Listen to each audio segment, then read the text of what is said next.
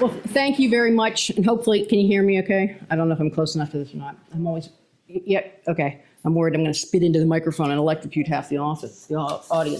What I wanted to do is to spend a little bit of time talking about Charley Hane tonight. But before I get to that, first of all, one disclaimer. If you're a regular to Talk of the Town, you're used to Ed.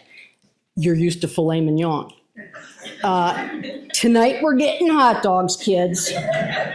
All right, that's my first disclaimer. Second, anybody here from Shamokin Dam, and that's why you're interested in the whole Shamokin Dam aspect? Okay.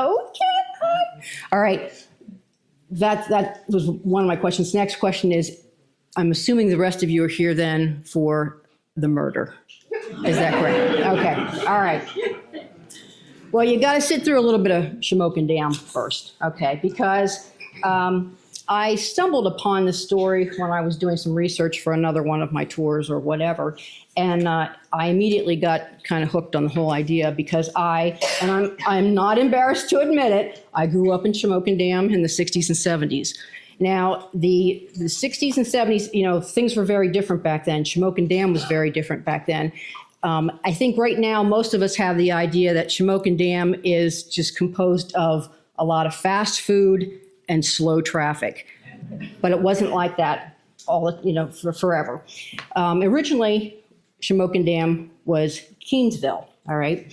And so originally, Charley Hane, an 1889 murder in Shamokin Dam, I had another title I thought about having, but I thought, I don't know, you have to know your audience. Is this going to bother me? My original title was Dam Murder. Dam Murder. All right. Because as you know, Shamokin Dam was originally called the dam. Okay, there. Before it had been Keansville back in 1745 and then became Shamokin Dam. The chief occupation at that point in time, in 1889, was farming and fishing. And you think, what? Farming? Shamokin Dam? Just wait, all right? The fishing part, we had the river traffic on the canal. We had the Shamokin Dam was the resting place, all right? We had the traffic coming from Williamsport and Lock Haven down. We had from Harrisburg and Lancaster going up. We had lots of taverns and very much transient traffic going through Shamokin Dam at that point in time. Now, this is a picture, and I'm not sure if it came from Bo's dad's collection or where I got it from at this point. I blew it up, I played around with it a little bit, and in order for me to better show you what's going on, remember, like Ed's High Tech, he has animated whatever PowerPoints. I got cat toys, all right? Cat toys. So I want to make sure that you can see what I'm talking about. And hopefully, I'll do it on the middle so everybody can see it, all right? But this was Shamokin Dam way back when, even before when 1115 was just put in, all right? And so what you have is my cat toy will work. We're now about to say, all right? Can you see those? Do cat toys not work on screens? Apparently not, but they're there. This is Shamokin Dam, the St. Matthew's Church, all right? So for those of you who need some of that, this is St. Matthew's Church, this is Shamokin Dam Elementary School. Okay. When this was taken, the school was standing.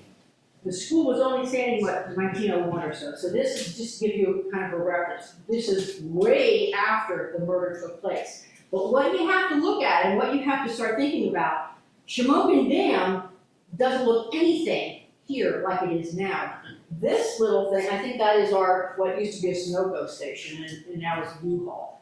There is no Ninth Avenue, all right? This whole area was part of the Bassler Farm, about 150 acres that was sold to William Gunner. That became the Gunner development, all right? So for those of you who need reference to Gunner development, there's like 8th Avenue will be up here. So what we had at that point in time was farmland. And remember I said a lot of farming. If you look over here, up in this area, what do you see here? Trees. Where is that? Orchard Hills. It's Orchard Hills. Orchard Hills was literally hills and orchards, right? And so when you look at the Dollar Tree, it used to be a real tree. And good stuff cheap at Ollie's used to be a beautiful peach tree. So that gives you a concept of what what we're talking about as far as Shamokin Dam goes and how things were kind of laid out during this time period for the story. All right. Another picture here. This is an aerial shot, I think from about 1944.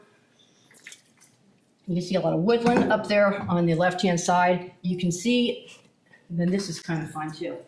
And then I'll get started. You can see right here, there is a little cutout. All right, see this cutout? That's the cemetery on 7th Avenue. All right, and so this is Ellen. All right, going out here. This is what is now Aldi's, all right, area. Holiday, well, I don't even think Holiday in now. I don't even know what it, but that's over here. You can see what we were dealing with at that point in time. Shamokin Dam was woodland, and it was a lot of fields, farmers' fields. Okay. This is the Ira Clements ferry, one of his. He was a very successful businessman in Sunbury, and he had ferries that traveled back and forth across the river, and that was up towards Norrie area. You can see that was the covered bridge. All right, we also have this slide is actually Ira Clements ferry going into what was then Clements Landing, what then became Ted's Landing, what then became some nameless building. I have no idea what it is. Above, we have Skeeter's, right? There's a dance hall up there in the photo. It's Skeeter's, all right? He had the brilliant idea of creating like a playground for adults. People would go up, he would charge you 5 cents to get across the river on the ferry. He made money that way. He had his picnics and so on. People would go to Clements Park, all right? And so there is a promotional postcard for Clements Park, all right? You have to remember at this point in time that we're going to be moving into, there were no roads, there were no cars, there was no railroad. The mountain had been cut away to kind of create a little bit of the park. The newspapers describe sledding down the hill past Ferry Hotel, the Ferry Hotel, all right? We'll talk more about Ferry Hotel in a minute, but they would just slide right down into the river that was frozen, all right? They'd have Granger's Hollow, had a picnic ground atop the hill there at Clements Park, and there where the fruit farm was, that was Trexler's. They called it the three-cornered hill, all right? Now, what you see now when you're going across, you see the cemetery up on top of the hill. That's what I, as a kid, called Cemetery Hill. That's what we sledded down. That it was one side. Back then, there were 3 sides. Another side went to where the actual cemetery is now, back to where the highway, you'd sled out that way, or where they blew out the mountain and put in Kmart and put in W&L Subaru. That was another part of this hill. So you have to imagine how isolated, how undeveloped this area was. And that helps with the whole plot of the story, all right? Now, this might have been one of Beau's, I don't remember, but this is a view of Shamokin Dam, part of the town. Early 1900s. So the murder has already taken place. On the left-hand side there is the Keensville Hotel. There's a tie-in with one of our characters, and we'll get to that in a little bit. This photo also is of Shamokin Dam. On the right-hand side, you'll see a church. That's the Methodist church. You can see a car in the middle. The Methodist church, and across the street from that was the hotel. All right. Third shot is Old Trail Inn. But at that point in time, it was a Wise Markets, okay? So one of the earliest Wise Markets on the Old Trail. It then became the Old Trail Inn. Okay, so you can tell from another photo of Arn's Garage, which I believe that building is still there, but the orientation is different. It's not on the main drag. It's actually on 7th Street. But you can tell from these pictures of Shamokin Dam that it was very much a hard scrabble kind of area. It's not like the photos that you see of Selinsgrove during that time period, all right? But what you can't tell, north, south, east, and west of Shamokin Dam is it must have been a beautiful, beautiful place, okay? Now, these maps, I'm a map person, I love maps, all right? It's very difficult to find a map of Shamokin Dam. This is from Beers and Pomeroy, 1868. And there are some names here that we're going to need to address because these are players in our little, I guess, our story. Some things to think about. 1868, this is 20 years before the murder. People in Shamokin, people everywhere tend to stay put. And so a lot of these names are the same names that you will hear 20 years later when we're talking about the murder, all right? We have the Hottenstein store, which you can see on the left-hand side. I've pointed out, but my cat toy doesn't work. Hottenstein toy store, forget it. I think my batteries are dead already. Okay. You might be able to find that. If not, we can talk about it at the end. That's a part of the story that we want to look at. The Keene Hotel is also mentioned. That was serving as the post office at the same time it was the hotel. Mrs. Keene, the proprietor, she was one of the aunts of one of our players. The Fishers are mentioned. The Arns are mentioned. There's a corner meeting there between some of the characters. Gross and Gogler, those are also part of our story. And this is a little blow up from about 7th Avenue on, all right? And I can always show you this afterwards if you don't have enough time. One thing that you need to look at, and down towards the middle where you see it says schoolhouse number 1, that is not Shamokin Dam Elementary. That wasn't built yet. That was about where the Methodist Church. The Bossler, J.W. Bossler, that is actually a misprint. It is Bassler. All right, Bassler was part of that. He was the farm, actually a very wealthy businessman. He had a farm, extensive farm. Like I said, he sold 150 acres to Gunner to build that development. He also sold hundreds of acres to PP&L to build the power plant. So he was a wealthy farmer. He had tenant farmers. He himself did not bother farming this. He paid other people to farm. That's a key for this story as well, okay? The second slide, and then we'll move on. The second slide is actually a pullout. The dark area in the middle where it says Shamokin Dam, that's what you just looked at. But the other areas, if you look in the upper, towards the middle of the page, the Trexlers, that's the fruit farm. Those are the fruit trees that you had seen. All right, you also, above that, you'll see Hottenstein Hotel. The Hottenstein Hotel eventually became the Ferry Hotel. All right, and that's playing a big role in our story as well. All right, we'll talk more about the Ferry Hotel. You'll see another more mention of Bossler here. In fact, way up above the Shamokin Dam, the S in Shamokin Dam, if you go left from that, you're going to see JWB. That's more of the Bassler farm. All right, that's up towards Shriners Church, for those of you who are familiar with the area. There was a lot of property owned by this farmer. All right, so just to give you kind of a feel for what Shamokin Dam was like during that period of time. We've seen some pictures, and now you've seen a map. The Ferry Hotel, just about every river town had a Ferry Hotel. I mean, Port, I think, had one.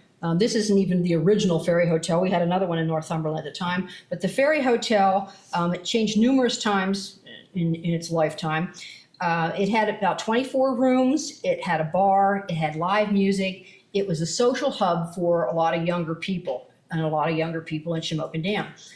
The ferry would come across from Sunbury, take people there. The people coming down the river would meet there. So it was very much a place, a happening kind of place. One of the newspapers writes about the hotel that it was a hostelry of the canal days that had a colorful, if inelegant, reputation. So it was pretty much a dive bar. All right. So in 1889, the population of Shamokin Dam is about 300. Everybody knows everybody else. It's insulated. There is no highway. There's no railroad. There's no Sunbury Bridge to get across. There's no trolley. There's no electricity. There's no running water. There's no sewage system. It's just fields. Lots and lots of fields. Oh, yeah, and a murder. Okay. Let's see. Now, we have to thank Esther for giving me the clips from the Middleburg Times or Middleburg Post, and she did a very nice job getting me these. So thanks, Esther. All right, we got the headline, In Cold Blood, Charles Hane cruelly murdered. The Middleburg Post was the first to break the news about Charley's death. The murder happened on the 26th of September. The Post broke it on the 3rd of October. Now remember, newspapers were just weekly at that point in time, okay? The Grapevine was a lot faster. The Middleburg offered excellent coverage on this murder. And in fact, I was very surprised / disappointed that Sunbury and Selinsgrove didn't do a better job. All right. But what do we know about Charley? He was born in Shamokin Dam, April 3rd or 13th, 1868. He died 1889. His mom and dad, George and Sarah Hane. He had a sister by the name of Florence. She was 2 years younger. His dad was actually a farmer as well, when I talk about all the farming that was going on. He had a brother named Ed, who was 6 years younger. He at one point had a sister named Tessa. She must have died early on because she doesn't show up in the searches in the census. He's described as very quiet, personable, and very much beloved. He was engaged to Mary Gross.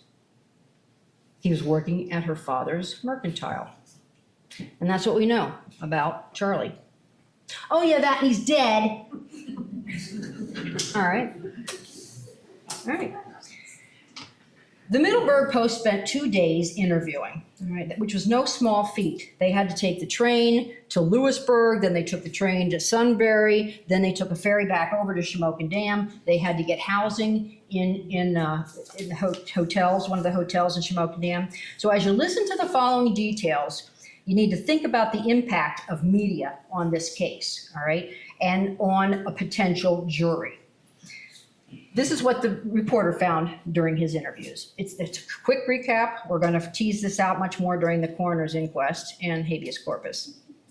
But that night, Charley left the store at 9 p.m., taking inventory at Gross and Goggler's. He told Mary, his fiancée, he was too tired to attend the dance, which she asked him to take her to. After leaving the store, he started as if to go home, but on the way, he noticed a man walking ahead of him down the road. He whistled as if to call to him. The person stopped, and it proved to be Peter Trait, who asked him to accompany him down the road. No, said Charley, I forgot something. I have to go back. He went back to the corner of Main and Helen, where Jonas Arend lives, and was heard to whistle twice, as if to signal someone. 45 minutes after that, George Smith and his wife, residing a mile immediately west of Mr. Haynes's residence, heard 3 shots. 1 shot, then a brief pause, and other 2 in quick succession. Charles didn't come home that night. Next day, Friday, no word. The family was alarmed. Friday evening, children of Peter Long, passing through a field a mile north of town, saw a man lying in the grass about 30 yards from the path leading from the blind lane of Helen Street across the field and close to the large chestnut. They ran home and told their parents, who paid no attention. Next morning, Mr. Long, passing through the cornfield to cut corn, attracted by the lowing of the cattle near the chestnut tree, he called to his son Jacob. Shortly after, Charles's dad, George Hane, gets word and arrives at the site. He is overcome with grief. He grasps the body. He lifts him, begging him to speak. No one will forget the sight. The county coroner, George Weiser, yes, and he was a descendant of Conrad Weiser, found a bullet hole in the back of the head, had passed upward and passed out of his mouth. Another one went in his left eye to his nose and went downward, lodging in his mouth. The third was a few inches below his heart, and it ruptured his aorta. The 2 shots in the head were not necessarily fatal, but the last one caused a hemorrhage. The gun was so close it singed his hair.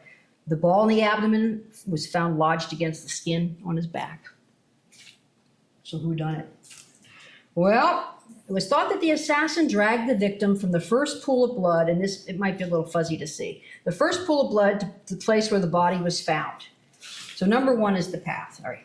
He may have revived sufficiently to drag himself 18 feet from the first pool to where he lay and died. The vest pocket, which held pencils that he was using for inventory, was torn, indicating they had been caught in the grass. $1 bill found in the vest pocket was buried in the lining, so he'd still have $1 left. He bled out. It was not an instantaneous death. This poor kid was left lying alone there in that field with his life ebbing out. Well, as you might imagine, Charley's death was the talk of the town. Remember, there were no arrests or complete investigation, just people at this point speculating and the paper printing it. The first suspect is Mary Gross. All right. Mary is Charlie's fiance. She's 25. She's the daughter of Charlie's employer. And she was heard using very threatening language towards Charlie. Now, this, remember, is coming from the interviewer, who happens to be the newspaper reporter.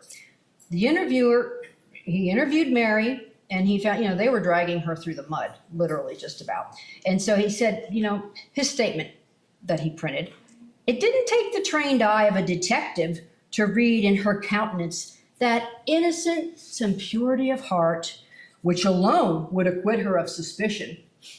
She's off the hook. The reporter said so. She didn't do it. All right. The paper called for justice. It will be a short time when the sleuth hounds of justice will run down the scoundrel and bring him up with a quick turn at the end of a hempen rope. All right. The reporter stuck around for the funeral.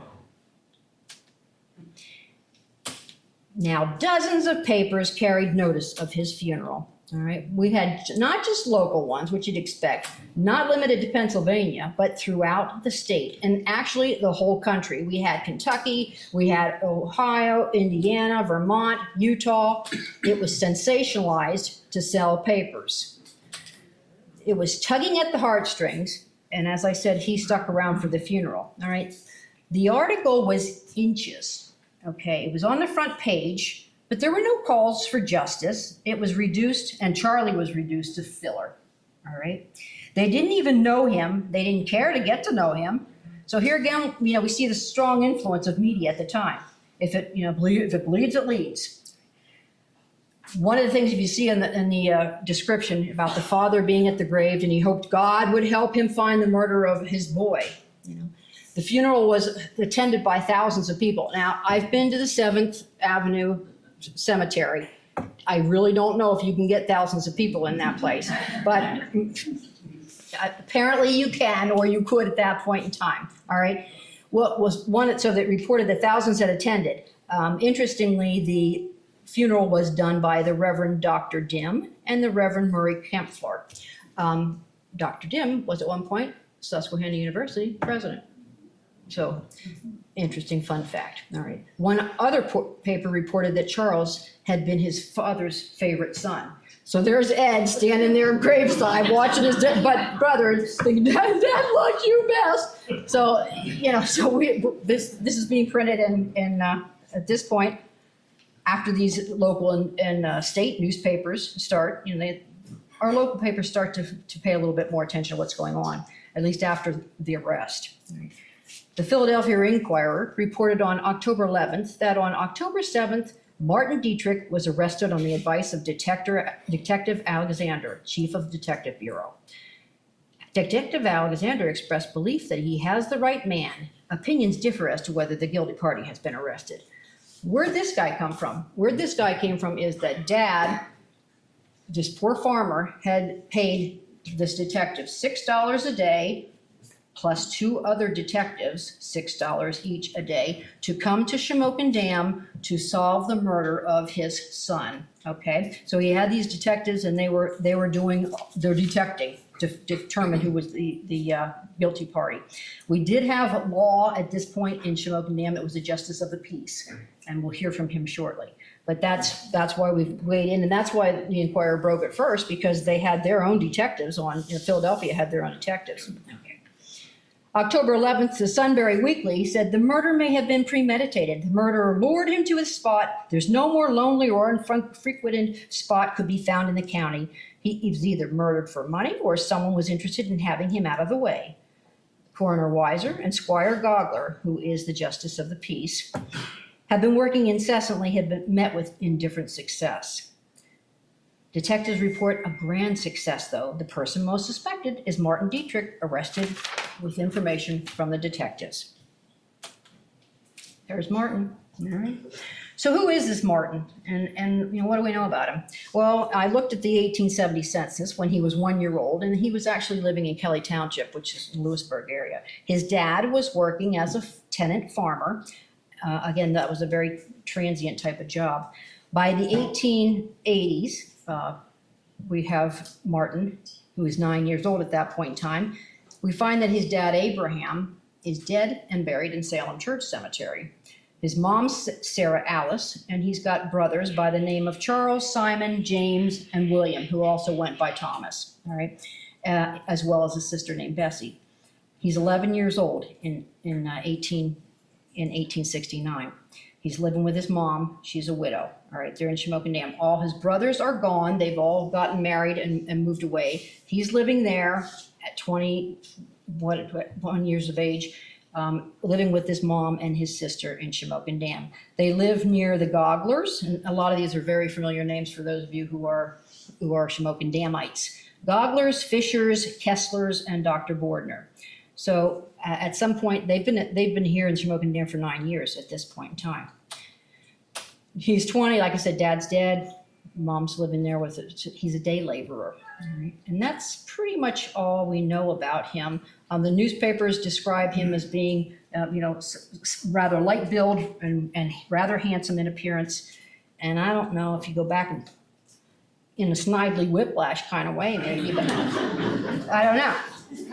And you have to be over 60 to know what that is. All right. So we now have, he's been arrested. He's been searched. He showed up to have at least $11 in change in currency in his pockets. The paper said he bore up with extraordinary self-possession, but after he was placed in his cell, he broke down and wept, protesting his innocence. So the coroner's jury, the Philadelphia Inquirer laid this all out in the paper, and I don't know if they tipped their hand with all this evidence, if they were tainting a potential jury, but regardless of the fact, all the other papers followed suit. What the Philly paper printed, they ended up printing as well. Much of this is going to be fleshed out during habeas corpus, but let's talk about what was revealed during the three coroners' inquest, because this is the only time Martin talked. All right, this is what information they got from Martin. He's being questioned during these sessions, and this is what the Post printed.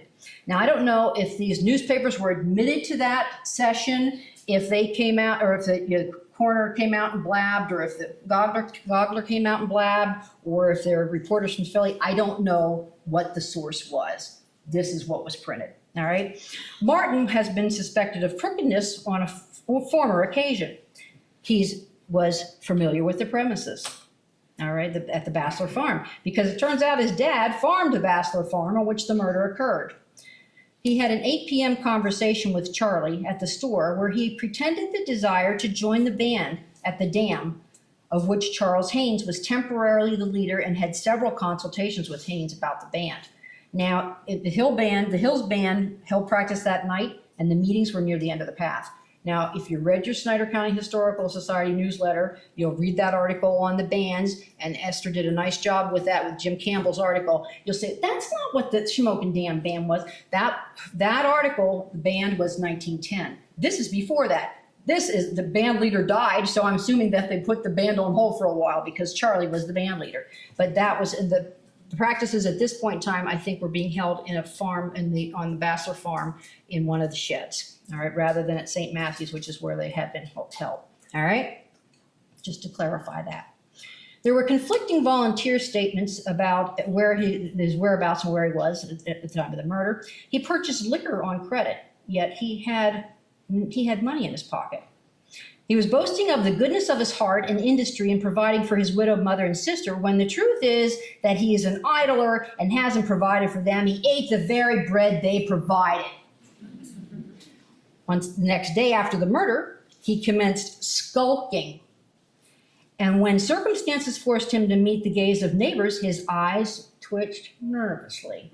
He's twitching and he's skulking. Hello, guilty. His whole demeanor has betrayed uneasiness. He had a revolver in his pocket for several days before. He bought 5 cartridges, one identical to the one that was removed from the body. They matched the body, like I said. He has deserted his usual loafing places. The gold watch, there was a gold watch. The gold watch wasn't taken. There was a locket with Mary's likeness that he had in the watch, and that was still left on his body. So he had an alibi that had stated that he was at the dance at the Ferry House during this time. He was seen supposedly at 10 o'clock. The paper writes then, if he's innocent, we hope for his sake and his relatives' sake that he can show it. Give him a speedy trial, and we vouch for it that the care and the impartiality with which he will be tried will preclude the possibility of appeal. The long length of murder trials have disgusted law-abiding citizens and invited murder. The arrest gave new life to the excitement which was on the wane. Another paper said that it's clouded with circumstantial evidence. We're bound to admit, but he's guilty of the crime we don't believe. It would have been too cowardly to go to the scene of a murder on a night, much less follow a victim and shoot him twice. Well, sure, that's cowardly. We couldn't in broad daylight in a dead run get to the ferry house even at 10:30 from the time the murder was committed, and the murderer had accomplished going through his pockets. They don't know that, is all I'm saying. The person who committed that crime was closer connected to Hane than was Dietrich. It may be someone was very much interested in having this young man put away. So after these 3 inquests, which amounted to an interrogation of Dietrich, the Selinsgrove Justice of Peace decided, yes, we have enough information to take it to Judge Bucher, all right, Judge Joseph Bucher, all right. We have habeas corpus coming up. October 18th, Sunbury Weekly, the hearing before Judge Bucher on habeas corpus proceedings, all right, and it was taking place in Middleburg. Now, you will recall from your 9th grade civics class, and perhaps a recent faux pas on the part of Christy Nome, that we have habeas corpus. That is not a trial. It is protecting people from unlawful imprisonment. And this is what we were trying to determine during this habeas corpus proceedings. All right, it's just to show whether or not there's enough evidence to go to trial. All right. The following were reports of the habeas corpus proceedings. It was a compilation of various papers. Each heard or thought, there's little twist and their little spin on it, and they printed things a little bit differently. A big group took a train from Lewisburg to hear the case in Middleburg, which was the county seat. They described it as being a pretty town, a new jail. He's the only one in it. It's a new courthouse, and the acoustics are much better than Sunbury's. There was a cloud of witnesses and spectators. The mother appears grief-stricken. His 15-year-old sister was there. He had one of his brothers in attendance as well, all right? But there's a strong belief, they had a strong belief in his innocence. The papers then did a rehash of the coroner's inquest, which they talked about the revolver again. They're putting all this in the paper for people to read, for a potential jury to read. They talked about the revolver, the cartridges purchased at the store, Hottenstein store. Something came up that he did admit that he shot at Kessler's dog. So poor Kessler, he's got his dog being shot at, but he admitted he did that. He also said he was in the store and talked to Charley about going and joining the band. That he then went home and got dressed for the dance, and he was seen by Squire Gobbler at the dance at 11 o'clock. He says he got there at 9:30, all right? It's suspicious that he passed some gold money and he either could not or would not give an account of how he got it. He's been acting in a very peculiar manner, but a man under suspicion for murder is liable to act that way. So the paper then said, there's not much evidence, but it does raise some small suspicion. The mouth of the prisoner was closed. He did not testify or give a statement.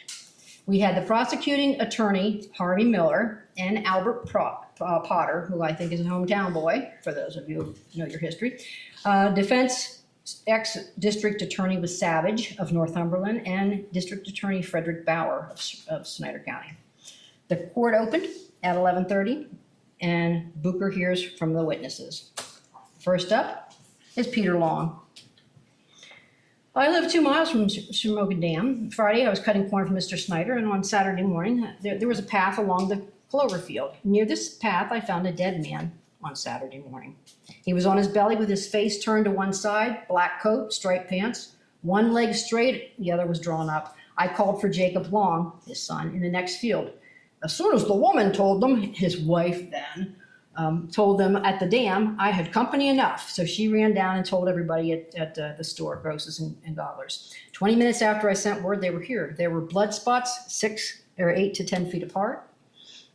The body was at one of the blood spots. I done nothing to the body. Got down on my knees and bent up the rim of his hat to see who it was, but I couldn't tell. When the body was turned, I saw a bullet wound in his eyes. The coroner arrived before he was moved. I saw a bullet hole in the back of the head. Laying near the body, I saw 2 lead pencils, tobacco, a knife, and a newspaper.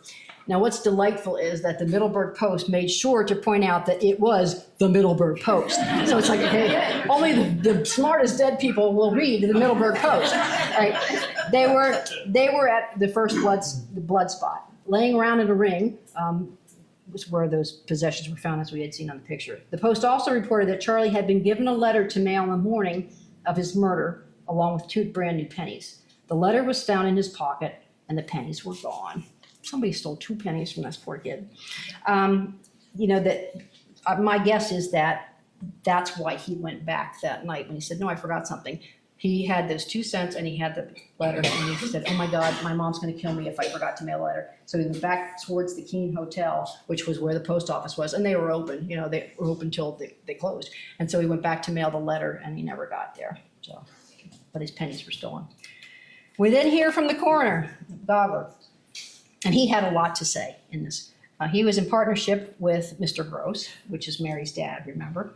When Mrs. Long came into the store, her husband saying that her husband had found a body in the field. My partner, Mr. Gross, said, that's Charley Hane. Got to scene at 8:30 on Saturday. I arrived to considerable confusion. I went ahead and held an inquest. Dr. Bordner was there. We noticed one of the rubbers had pulled off his shoe. I looked at his face and raised his hat, and it was Charley.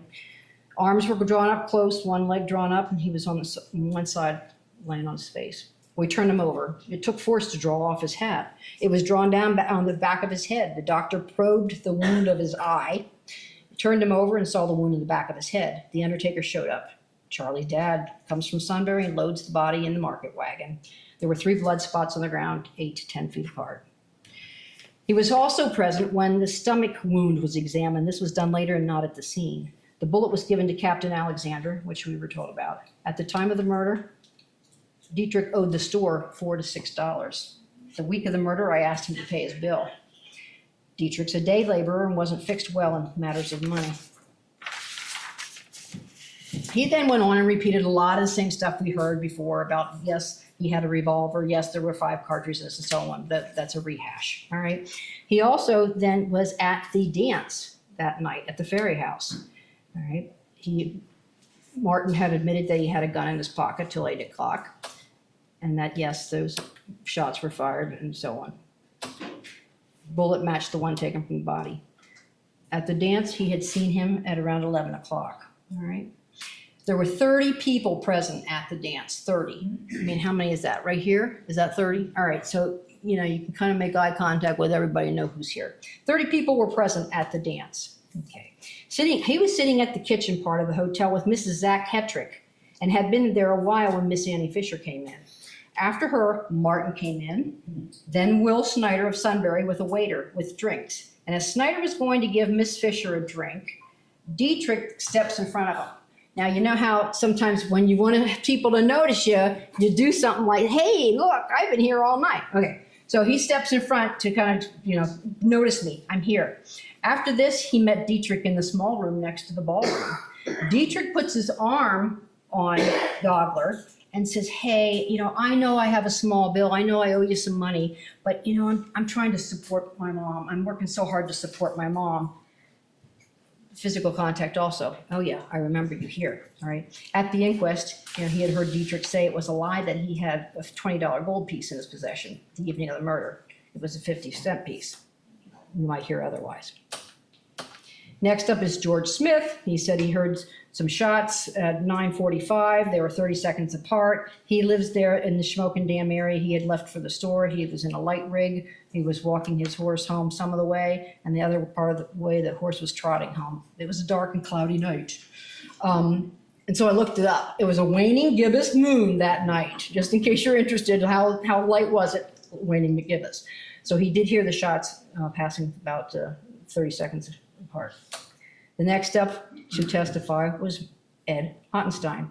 He's the merchant where the bullets were purchased. On Tuesday evening, previous to the murder, Martin bought 5 cartridges. He was at the Ferry House dance as well. It was 9:45 when he reached the door. When he saw Dietrich, it was 11 o'clock. John Michael is next up. He was with Dietrich. He came to the band. Now, this is interesting. He came to the band room at 8 p.m. attempting to skin the cat on the bar. Now, you know how, trying to flip over him when he's showing off. 8 p.m., all right? You think, well, they couldn't possibly. 8 p.m., that's all I'm saying. The revolver dropped out of his pocket onto the floor. He picked it up and said something I didn't understand. Okay. Louis Hottenstein, all right, he was at the dance a little after 8. Between 10 and 11, when I first saw him, I live above the Dietrichs. I went home around 2 a.m., so he was there very late. And going home from the dance, we heard one shot fired. Most likely Kessler dog. All right. The person who fired the shot followed us home and stopped at the Dietrich gate before we turned into Miss Fisher's gate. Mary Gross. All right. She's the daughter of and of course the fiance. She was engaged to Charley since the spring of 1888. I saw him on the Sunday previous to the murder when we went to Sunbury on the boat. And when he paid the fare, I saw he had a $20 gold piece and a $5 gold piece. I saw the money previous to our Carlisle trip. I wanted him to give it to me to keep, and he said, I can keep it as well as you can, Mayor. Well, we got back from the trip, and he showed me that it was still safe. And he hadn't been away from the dam since the Sunday of the murder. The bartender, Charles Brocious, all right, he said Dietrich drank that night on tick, in other words, with credit. I don't have any money, because he told me that he drinks from other landlords on credit, so I gave it to him. After he got the drinks, he walked back and pulled out a $20 gold piece. I don't have to go on credit if I don't have, but he still decided he was going to go drink on credit. He didn't want to cash the $20 gold piece. All right. We then have G.M. Fisher. Martin had asked to borrow money a week before the murder. Now this guy's like little Mr. Hardy Boy, all right? Because he said he decided he was going to test the theory, can I make it to the ferry house in that amount of time. I went from the ferry house to the scene of the murder in 19 minutes. I ran down the hill at the scene of the murder, and the rest of the distance I walked. I walked fast, but at the hill at the Granger's Hollow, I slacked up to catch my breath. So we know it can be done. Annie Fisher, she was at the picnic prior to the murder. She was at the Halloween Run, which is near Fisher's Ferry, near Penn's Tavern. She was there 2 weeks before he was killed. She went with Martin Dietrich and Mary Gross. She didn't hear any threats made. Now, Martin, Mary, and these people traveled in the same circle. They were friends, whatever. I was at the dance at the ferry house. I heard a shot on the road home. Dietrich was back of us when the shot was fired, but I don't know how far. Martin Dietrich, Mary Gross, and I were together on Friday, the day before the body was found. And Dietrich, when asked if he knew where Hane was, replied that he had no idea. I don't even know he was missing. All right. John Snyder. Now, if the newspaper's biased, yes, I'm biased as well. Okay, let's get it out there right now. John Snyder. He boated for a living. He was at Nanticoke when he first learned Charley Hane was killed and made the remark that if anyone had killed him, it was Martin Dietrich. I saw Dietrich standing along the road between Dr. Bordner's house and the Bassler farm between 9 and 11. I saw him standing there 3 or 4 nights. It was the road Hane would take to go home. Dr. Wagenseller, he was in business. He'd been practicing for 30 years at that point. He examined the wounds. He said it was impossible to be self-inflicted. He was present at the inquest. And what was interesting is he has all the gun ballistics and so on and so forth. He's apparently an expert on that. But 2 were moist with grease, and other 3 were dry as powder was recently discharged. Before the jury, Dietrich had said he purchased 3 cartridges to shoot a dog. He said he fired 1 shot at the dog and hadn't fired since. The shell was out of the chamber and had been fired. 3 chambers were dry, 2 moist with grease. The discharge of the other chamber would make the 2 dry. Mr. Ritter, he was a clerk in Hottenstein. He heard the shots as well. He was on the main street going home that night. Peter Trait, you'll remember Peter was actually the one that had called out to him. They had contact right before he died. He was at the Hottenstein, or as they called it, the Hottenstein Hotel, the Ferry Hotel. He started home at about 10 minutes till 9. He lives on the Lower Bassler Farm. That would be down there towards past St. Matthew's Church at that point in time. When he reached Dr. Bordner's residence, I heard 2 sharp whistles. The call whistle was repeated twice and he answered both. So that was his contact with Charley. After I answered his call, Hane ran towards me. He didn't walk. I asked him if he was going home. He said no and walked back, whistling a tune. I went straight home after that. Daniel Gogler, and this is a relative of the Justice of the Peace. He said, Charley had gold in his possession on Saturday before the murder. As I saw him pay for himself and Miss Gross to Sunbury, they were going on the ferry. I noticed the gold. He was in nose trouble. Noticed the gold in his purse. All right. He was also part of the search party when they were looking for Charley's body that night, the next day. Patterson Durr, he met Martin 2 Sundays after the murder, and Dietrich told him the only suspicion he had of, I don't know how Charley got killed unless he was told to go up and talk to somebody about band practice on the trail. There was a band practice that night, so he may have gone up to attend band practice. He also stated that Martin had said he had been visited by the 3 detectives. So there was a cast of thousands, obviously, even though Shamokin Dam had 300 people in it. But we saw Sam Sleer was part of that. He was there at the ferry house and saw him. Trexler's, the fruit farm people, they saw him there at 9:30 or at 10:30. Lizzie Wren was sure she saw Martin at the ferry house at 9:30. William Snyder, he lives in Sunbury. He was the one that escorted the ladies home that night. He saw him at 11. Rosie Spade danced at the ferry house and saw him saw him there around 11 or so. She heard shots fired, but she didn't see Dietrich. William Hottenstein was at the Halloween Lemon picnic, saw Dietrich and Hane together, heard Hane say that Mary Gross threatened to shoot him. John Hartman was another one who was there and did testify stated that Hartman would testify that Dietrich was at the dance and did give him a $5 gold piece. All right, so now this is all to determine whether or not it's going to trial. Do we have enough evidence to go to trial? So Potter stands up and he's closing arguments, and Judge Booker says, no, Mr. Potter, what do you have to say? Well, Dietrich is an impecunious man having no money, and that on the night of the dance, when he asked to pay a bill at Gross and Gogler's, he begged off, yet at the dance, he had money. Tuesday night before the murder, he bought 5 cartridges. He wasn't in the habit of carrying a gun, but that night he was. This shows murder, and it shows preparation for the murder. The shots were fired at 9:30, and the prosecution proved that he didn't get to the dance until 10:30. Dietrich showed the bartender a $20 gold piece and gave Hartman a $5 gold piece. The same amount that Charley was known to have in his possession. He needs to be held for trial. Okay? So Judge Booker looks at Savage, says, because he's the defense and he hasn't had I won't say prisoner, but I guess I'll say prisoner. He hasn't had him say anything. And he said, what do you got? Savage, what do you got for me? Savage stands up, looks around and says, discharge him due to lack of evidence. Okay. What does Booker say? What does Judge Booker say?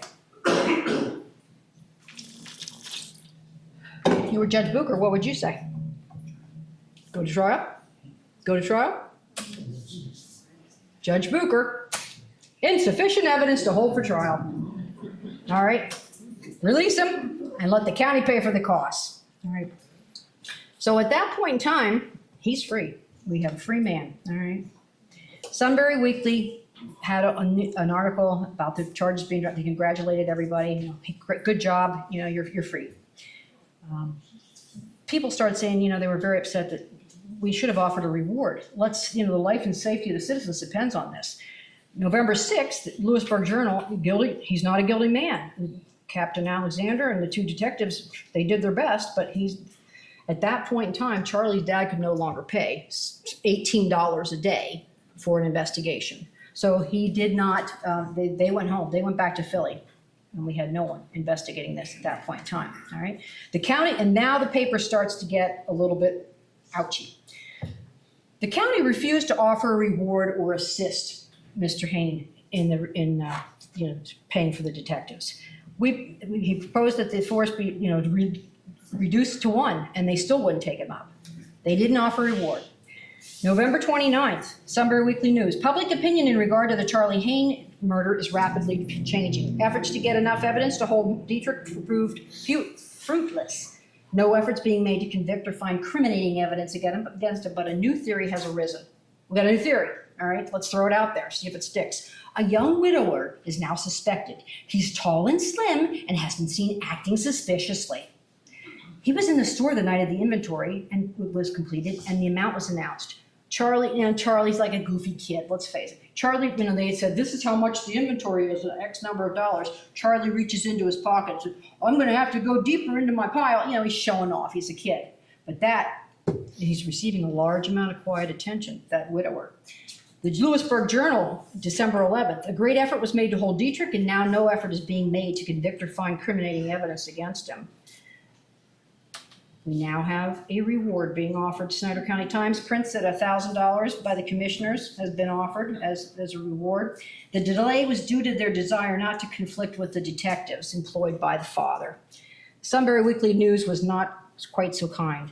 At last, they have awakened from their lethargy, Sunbury says. They were asked immediately after the murder by George Hane after the body was found, but they refused. Then it says the father's offering an additional $1,000. So we start printing anything is what's going on. The Northumberland County Democrat, George Hane, father of Charles, has been arrested by the detectives for the murder.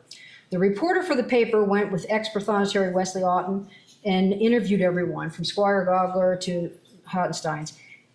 Neither knew anything about it. The authorities are as far away from the truth as ever. The chestnut tree in the cornfield was the only witness to that foul murder. Mystery grows deeper. Selinsgrove Times, was asking, who murdered Charley? Are there new developments? Where's the missing link? Is there anyone who knows anything? Ask the old howl that hooted there. Ask the old chestnut tree's ragged branches. So now they're trying their creative writing.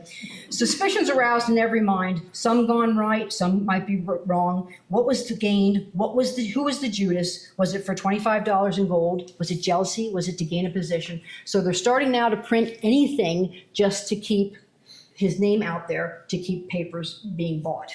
And so we have a Middleburg Post, which I thought a little bit more highly of them, but obviously not after this. They decided they were really going to stir the pot, all right? They printed this, was so off the wall, I'm still scratching my head. The hired assassin is the most dangerous. Hands are stained with blood. Remorse has forsaken him. There stands the employer of the assassin with folded arms, compressed lips, clenched fists, and a countenance black as the inner walls of the chimney of hell.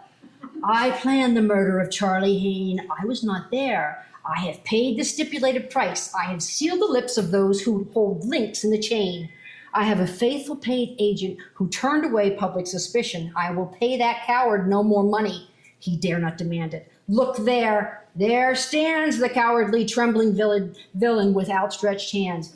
Give me the remainder of wages you promised. You have put my life in jeopardy by declaring my guilt. Give me my price. The blood of Charles Hane cries up from the ground for speedy retribution to overtake his murderers. I don't know if it was like Edgar Allan Poe's birthday or something we're writing. I don't even know. But that was it didn't go anywhere either. It was just thrown out there and it didn't stick. 6 months later, will probably be one of the many murderers recorded without the murderer found. Strange that in a little village the size of Shamokin Dam, we can't find the murderer. Father hired several detectives. Owing to the lack of funds, they soon withdrew. Martin Dietrich was arrested, but a lack of evidence. The commissioners of Snyder County, who had refused to give a reward, offered $1,000. If the reward was offered before the detective left for the city, we might have had the offender. Snyder County commissioners said, okay, there you go. We're withdrawing it. All right. And so then we had Sunbury papers getting in fights with each other because they're printing a string of nothing, as they are called, and lots of errors. The Lewisburg Journal, they said the detective is still working. There was no detective working. He's come a fair way to bring the murderers to punishment. Who's paying? 1 year later, the body found in wide-spreading chestnut tree in a lonely field in Snyder County, the absence of a motive. Could it be theft because a watch was left? No one disliked him. No signs of struggle, no sounds of contention, but a long, drawn-out whistle and pistol shot. Why was he up there? It wasn't on the way home. Meeting at the entrance to the woods. Money was taken. coins all look alike, and the watch could be identified. If he was smart enough to keep his mouth shut all these months, he was smart enough to know the watch would have tipped them off, throw off suspicion to leave the watch. The district attorney said Friday that they had another clue. October 2nd, 1890, we're a year out now. No motive, no plunder or watch would have been taken. It was no one disliked him, no signs of struggle.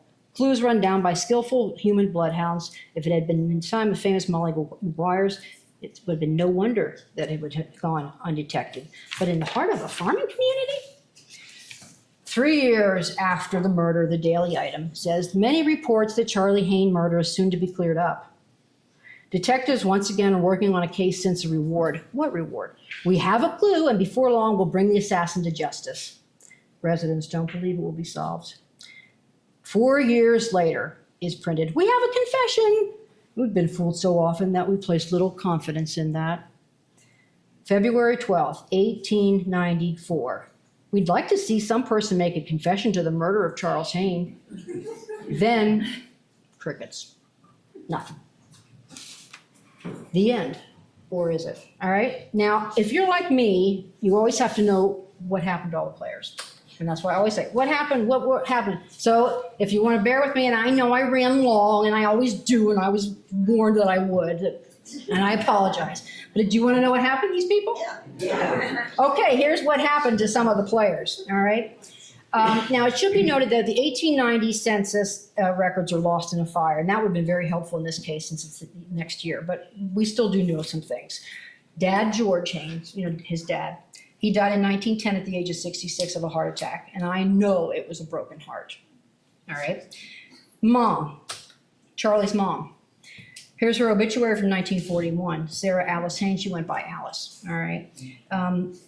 If you read the obituary, and you don't have to read the whole thing, but third paragraph talks about the son, Charles, shot in 1889. The body found in a cornfield after missing for several days. The crime was never solved. She carried that intense grief all her life to the point where she wanted that in her obituary, all right? And so it was, all right? What also is interesting, you can see that Mrs. Hane, the son, Edward, is there. The daughter is Florence Rhodes. Probably now you start to see people that you might remember. Now can I give you my little aha?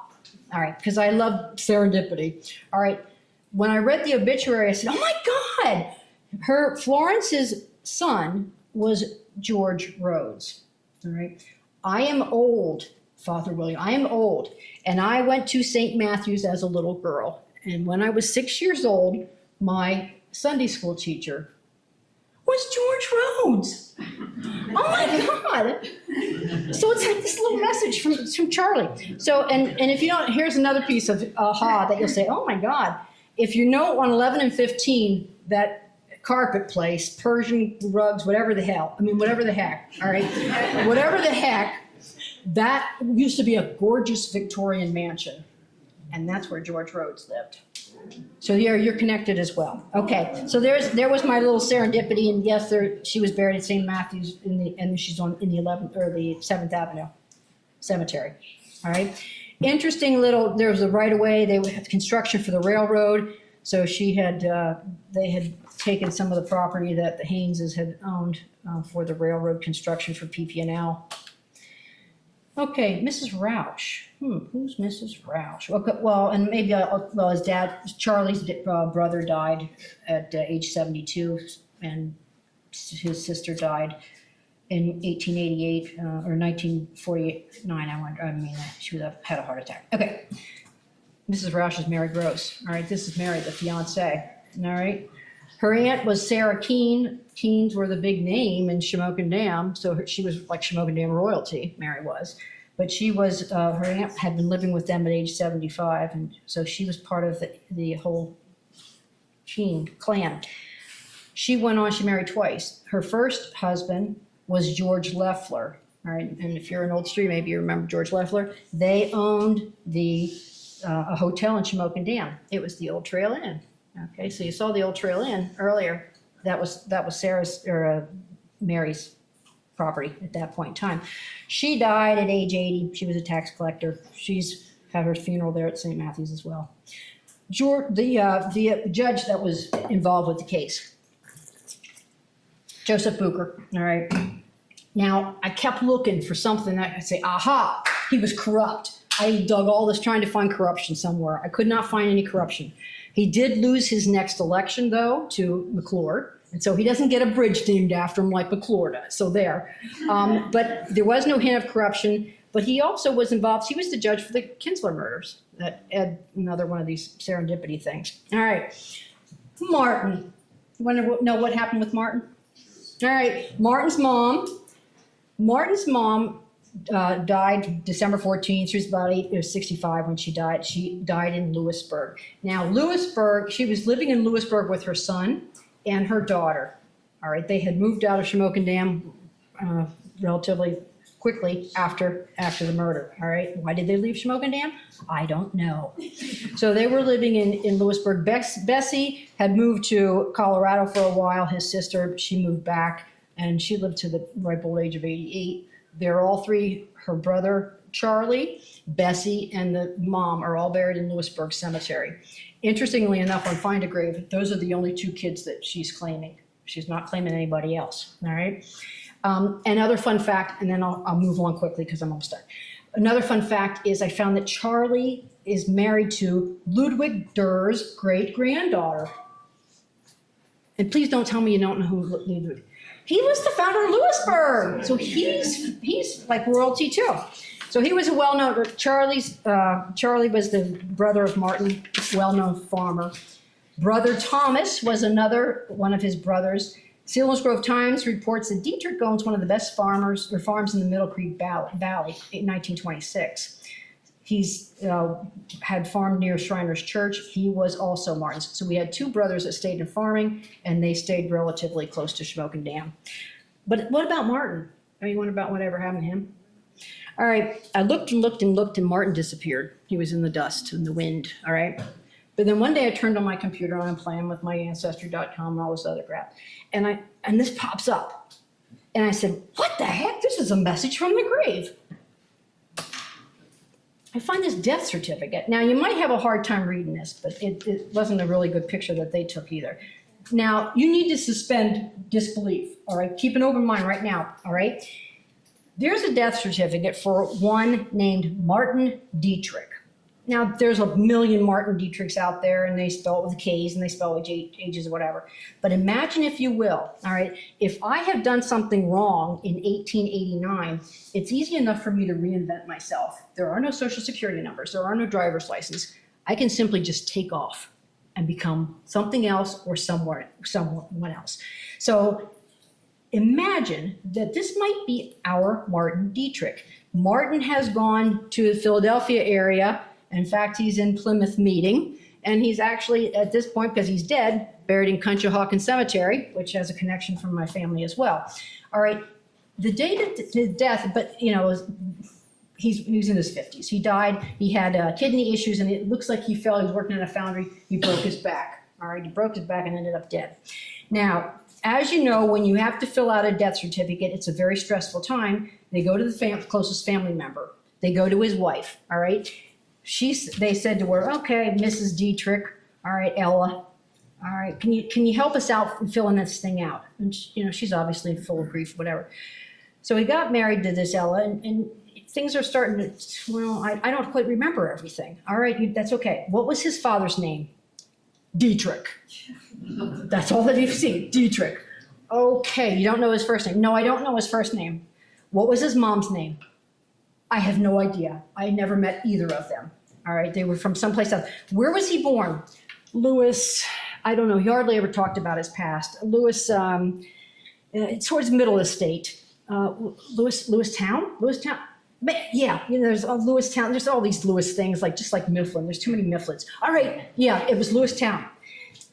My theory is this is his death certificate, and because he reinvented himself and his wife knew nothing about his past, it was very difficult for him. This is my guess, or at least I'm hoping that this is his death certificate. He died of a broken back and after a fall of the foundry. Maybe, maybe not. So there's one other person we need to think about on this. It's the whole reason why we're here tonight. Charley. What happened to Charley? There he is. If you go to, this is the picture, took the picture however many months ago, there's the Hane family plot, all right? And if you go real close, this large tombstone is Charley's. So the family sprung for a very large plot, very large tombstone, because they are still, and if you look, can you see what it says? Assassinated. They are burning with the need for justice. Assassinated. All right, so that's, at this point, Charley. Now, during his funeral, my wrap-up, here it goes. During his funeral, the Selinsgrove Times writes, "He was a young man of great promise, the hope of his parents and the pride of his friends. Time will cut away the sharp edges of this awful crime, and in distant times, when the subject will happen in front of the country tavern," which is next door, all right, "the old citizen will shake his head and murmur, 'A great mystery.' Yes, a great mystery." You know what? That damn murder was never solved. Or was it? The end. Sorry. Sorry it went long.